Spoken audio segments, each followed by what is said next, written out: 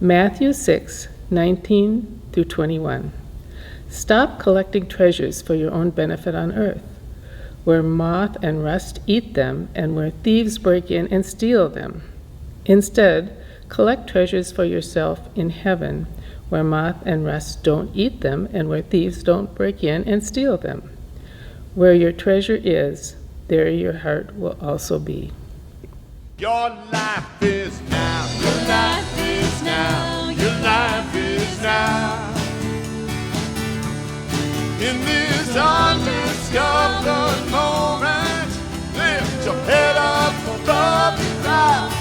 We could shake this world if you would only show us how. Your life is now. Your life is now. Your life is now. Your life is now.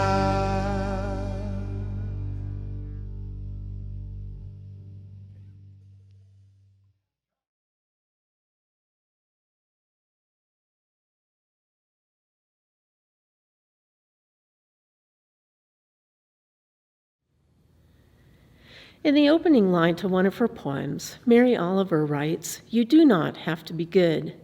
You do not have to walk on your knees for 100 miles through the desert repenting. You only have to let the soft animal of your body love what it loves. You only have to let the soft animal of your body love what it loves." Today we will consider the question, what do I love?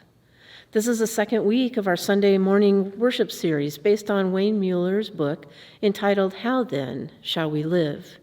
Mueller is a Christian minister and therapist and founder of the organization called Bread for the Journey, which helps local community groups with seed money for projects that will make their community a better place. Mueller's focus in his book is to help us form lives that are spirit-filled and meaningful. And he does this by exploring fundamental questions like last week's question, who am I? Along with this week's question, what do I love? These may seem like rhetorical questions. Maybe they're just too big for an answer. But as Rilke once said to his young poet friend, live the questions now. Perhaps you will then gradually, without noticing it, live along some distant day into the answer. And so here we are on our journey of faith, living the questions now so that perhaps someday we will find that we have lived ourselves into an answer. What do you love?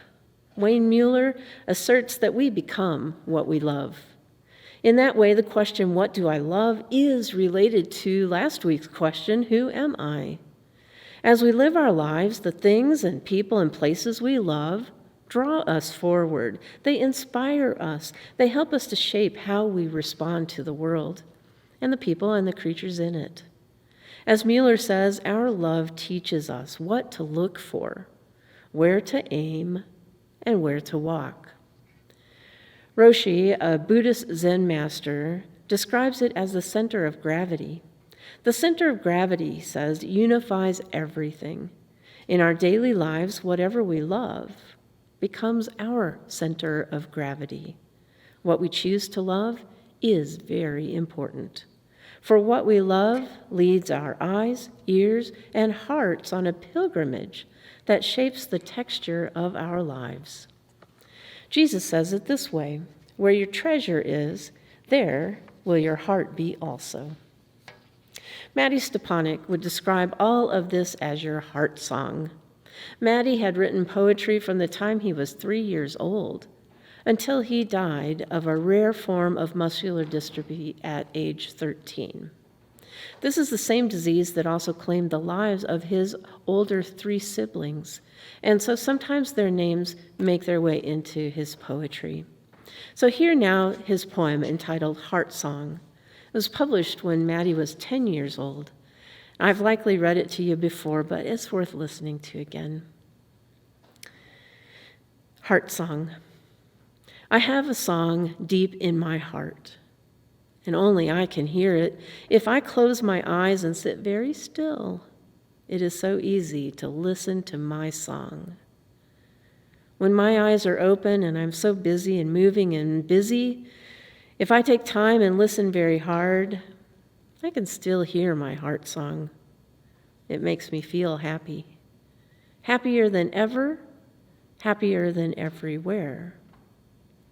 And everything and everyone in the whole wide world. Happy like thinking about going to heaven when I die. My heart song sounds like this: I love you, I love you. How happy you can be, how happy you can make this whole world be.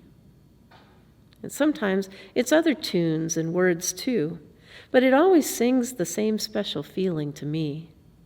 It makes me think of Jamie and Katie and Stevie and other wonderful things. This is my special song. But do you know what? Everyone has a special song inside their hearts. Everyone in the whole wide world has their own special heart song. If you believe in magical, musical hearts, and if you believe you can be happy, then you, too, will hear your song. And so, as you journey throughout life, what are you looking for? Where are you aiming? Where are you walking? What is your center of gravity? What is your treasure? Where is your heart? What is your heart song? I cannot answer these questions for you. But when you live into your answers, then you will ultimately be answering the question, what do I love?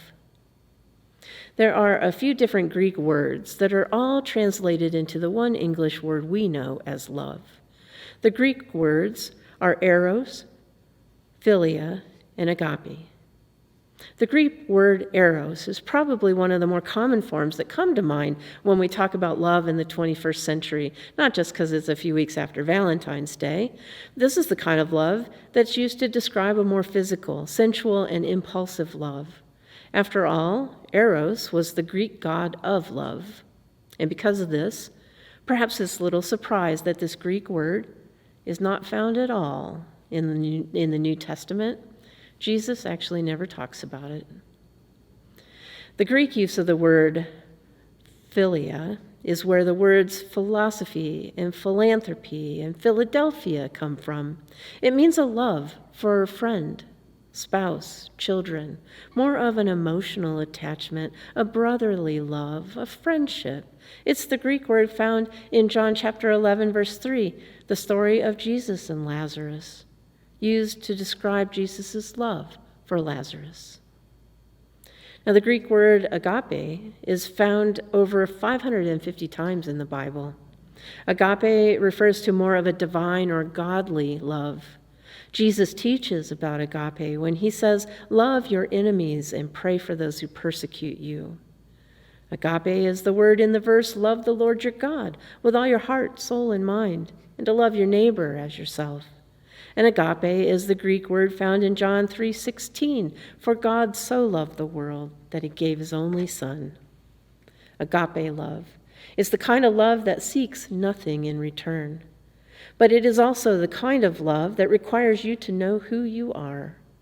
You have to begin to answer last week's question, who am I? And recognize yourself as a child of God in order to live into the kind of agape love that calls you to love your neighbor as yourself, to love your enemies, and to pray for those who persecute you, to love the Lord your God. This series of questions we are exploring represent an invitation to a deeper spiritual life. So to answer today's question, we have to look at all these different expressions of love: sensual love, brotherly love, and divine love.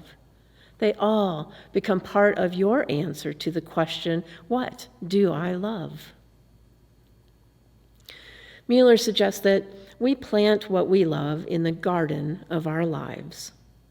Plant what you love in the garden of your life. Now, for any of you who have ventured into gardening, you know that it is hard work. Before we can plant a garden, we must first prepare the soil. I'll never forget that first spring when my family had moved from Illinois to Missouri. My dad wanted to plant a garden, but there wasn't one already on the property. So he measured out the space in the backyard for this garden, and he began the tedious process of tilling the soil to prepare it for planting. He had a shovel, and he had a hoe, and he went to work breaking up the grass and turning over the dirt beneath it. But now, you may not know this, but the Ozarks are quite hilly, and there are lots of rocks in the soil. Rocks wouldn't be good for the vegetable roots. They would prevent them from reaching deep into the earth to receive the nutrients necessary to grow. And so, Dad spent a lot of time removing the rocks before planting his very first garden. Likewise, we must also take great care in our lives to remove the rocks and the twigs and the weeds that prevent healthy growth in our spiritual lives. That's part of what asking these questions do. Like recognizing last week that the question, who am I, is in part answered by accepting our sorrows in life. Not that our disappointments define who we are, but that they do bring texture and shape to our lives. They make us who we are. And we come to realize that our sorrows, along with our joys, all come together when we fully answer the question, who am I? Well, the same is true when we seek to answer the question, what do I love? We accept that there have been rocks and twigs and weeds in our lives that have at times prevented us from fully living into what we love. Rocks and weeds like jealousy, discontent, compulsiveness, fear, gossip, self-sabotage, and immaturity. And yet that is not where we stop our gardening, is it? For what is a plot of garden land if all that has been done is the removal of the rocks, twigs, and weeds? We still don't have a garden until we plant the seeds. As we tend the garden of our lives, we have a choice in what seeds we plant. And that's where the question, what do I love, comes in. What harvest, when it comes, will bring us great joy? What seeds, when they bloom, will provide us with delight? Vegetable seeds, flower seeds, seeds that attract butterflies, seeds of goodwill, optimism, and joy? It is not enough to keep clearing, sifting, and removing obstacles in our garden of life. We must also plant what we love in the garden of our life. For example, Mueller tells a story about Janet, who grew up with an alcoholic father. Now, with 5 children, a husband, and a demanding career of her own, she often felt overwhelmed and exhausted by her life. She is always taking care of something or someone else with very little emotional reward. That was her way of clearing and sifting and removing the obstacle of having grown up in a household with an alcoholic father, caring for everyone else around her. As time went on, Mueller saw in Janet a playful, creative woman who wasn't allowing herself to nurture her artistic spirit. My father was the artist in the family, she reported one day. It was my job to clean up the messes he left behind, she said.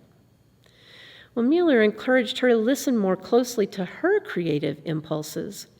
She said she'd try, but she didn't know how she would find the time as mother of 5 children. A few weeks later, Janet proudly announced she had begun taking a watercolor class 2 evenings a week at the community college. When she talked about her painting, her eyes were bright and her face shone. Her paintings were bright and playful, rich with passionate colors. When I'm painting, she said, I feel something deep in my body, a joy, a happiness I didn't know I had. These may not be great paintings. I just love doing them so much. I'm just letting myself go. I'm having so much fun. Well, the more Janet painted, the more she shifted her awareness.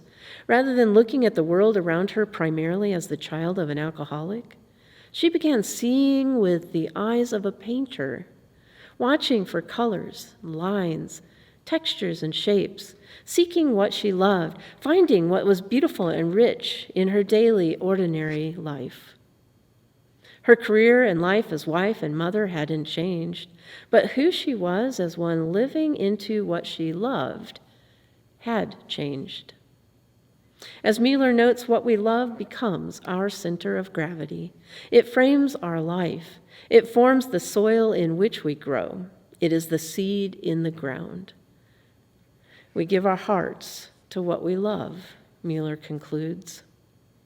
And yet, if we don't plant the seeds of what we love in the garden of our lives, we are not journeying deeper, risking the chance we have to live among some distant day into the spiritual answers of life.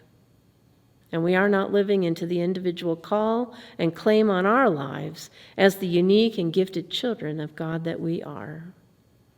Jesus says, where your treasure is, there will your heart be also. And Maddie Stepanek reminds us that everyone has a special song inside their hearts. Everyone in the whole wide world has their own special heart song.